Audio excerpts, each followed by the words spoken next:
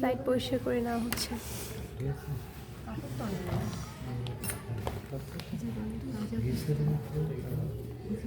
Glycerine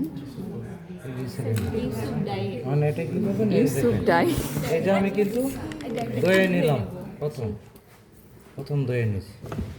কতবার ধুইতে হবে? আর নিজের লালটুকু আমি কি কেটে ফেললাম। আবার কি স্ল্যান্টিং কাট? লালটুকু কেটে নিব। আবার সেম ব্লেড একটু পানি রাখবেন। আবার সেই পিচ্ছি পিচ্ছি করে করতে হবে। এই কাজ কি জীবনে থেকে যাবে না? এটা আবার সিভট মানে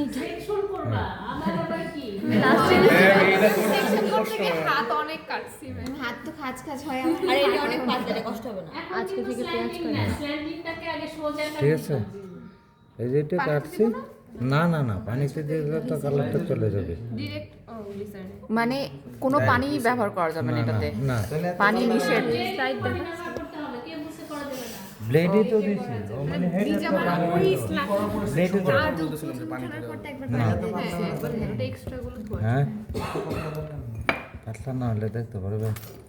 তারপরে এটা এই যে আমি এমনি দুইটা করছি। এই দুইটা করার পরে মাইক্রোস্কোপ আনাম। মিসিং হয় আমাদের, আমরা বুঝতে না পারি আবার করতে হবে। হ্যাঁ